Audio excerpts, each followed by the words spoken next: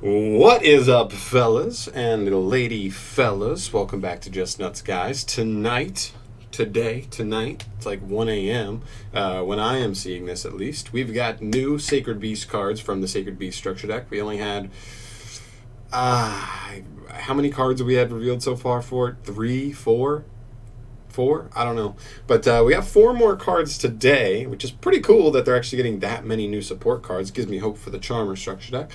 But regardless, I don't want to waste too much time. Let's just hop into this. Let's check out some of these new cards. So today we've got Chaos Core starting us off. He's a dark level 3 Fiend effect monster. That's pretty interesting for stuff like Tour Guide. You can only use the first effect once per turn. He's 0/0 attack, by the way.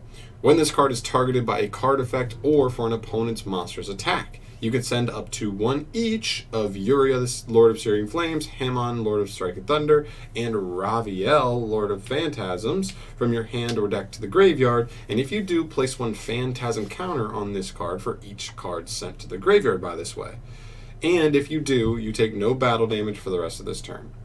If this card would be destroyed by battle or card effect, you can remove 1 Phantasm counter from it instead. Okay, so pretty much if this card is targeted or attacked, you can Foolish all 3. It'll get 3 Phantasm counters, and it will be indestructible, and you take no damage for the rest of the turn. So pretty hard to die for the rest of the turn. And then the protection. 3 times per turn can't be destroyed. So I guess if there's any removal that's destruction based would kind of just get you there. But I think that's a nice stall card, and I'm sure we'll see some synergy as to why you'd want to be dumping all 3 to the graveyard in just a bit. I have not seen any of these, by the way. Next up, we have Chaos Summoning Beast, another level 1 Dark Fiend effect monster with 0/0 as its stat line and 2 hard ones per turn effects. The first one reads, you contribute this card to special summon a Uriah, the Lord of Searing Flames, Hamon, Lord of Striking Thunder, or Raviel, Lord of Phantasms from your hand, ignoring its summoning conditions. And the last second effect, you can banish this card from your graveyard to add a Fallen Paradise from your deck to your hand. This card is very nice for the deck. Very, very nice. Like, based on this first effect, if this guy actually has good enough synergy, you're going to be playing multiple copies of these guys in your deck, so it means you'll be playing enough that you'll be drawing them fairly consistently, and this guy right here could be a 1-for-1 target, could be some other stuff. Seems pretty good to me. And then also, once you've tributed it, you can also just get the free Fallen Paradise. I don't know what that is, but I'm sure that's right here. Oh, have we seen Fallen Paradise already? Oh, maybe we've already seen it. Oh, hold on. Let's look that up real quick, just so we know, just so we're all on the same page. Yu-Gi-Oh! Oh, there we go. It's already a card. Okay. Here we go. Your opponent cannot target Uriah, Hamon, or Raviel, or Armatile in your monster zones with card effects. Also, those monsters cannot be destroyed by your opponent's card effects while you control them. If you control any of those 4 monsters in your monster zone, you can draw 2 cards. Wait, what? Just once per turn, draw 2 cards? Wow. Okay. That card's nuts. This card's nuts, because that card's nuts. All right. Next up, we have the 7 Spirit Gate Unleashed. So this is like very much so for the anime, like literally right in the plot of Yu-Gi-Oh! GX. It's a continuous spell. You can only activate 1 card with this card's name once per turn, and it has 3 different effects, none of which are hard once per turns. You just can only activate it once per turn. When this card is activated, you can add from your deck to your hand a Uriah, Hamon, Raviel, or a monster that specifically lists one of those card names in its text. Whoa! Okay, so we've got a Rhoda for the deck that searches any of the bosses, the guy we just looked at, or the guy that was there before him. Okay, that's pretty good.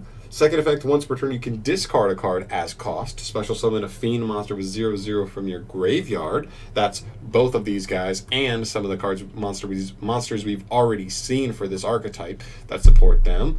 Okay. And the third effect, once per turn, if you control a level 10 monster, you can just add a continuous spell from your graveyard to your hand. Wow, this card's really strong. Wow.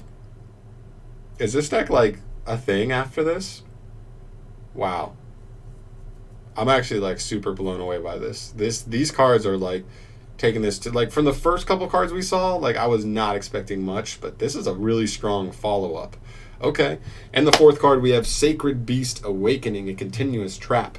I'm guessing this is one of the things because like they all three of the Sacred Beasts correspond to spells, traps, and I believe monsters. So we have a continuous spell to correspond to the one that does spells, the trapped, for the trap one, and let's see what it does. This card gains the following effect based on the number of Uria, Hamon, and Raviel you control with different names.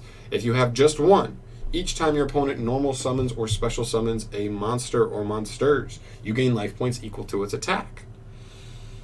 If there's two, negate the activated effects of monsters your opponent controls. That's just a continuous. If you just have two, your opponent's just skill drained.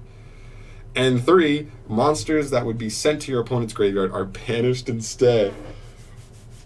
Wow. And the second effect, once per turn, during your turn, if you control a level 10 monster, you can add a continuous trap from your graveyard to your hand. Wow. That's just nuts. That's insane. Pun intended, but that's fucking insane. If you have all three on the field, you gain life points every time your opponent summons.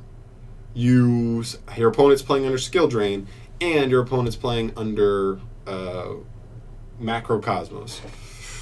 This card's nuts too. The question here, well, I guess there's a card that searches. Didn't we already see a card that just searches any card that has like any of these guys' names in the card text? So technically, I think this is searchable so far. I might have to go back and re-look at the support we've already gotten, so don't quote me on that. But this is a whole new level. This could be a thing. I think this could be a fun, like, control stun deck.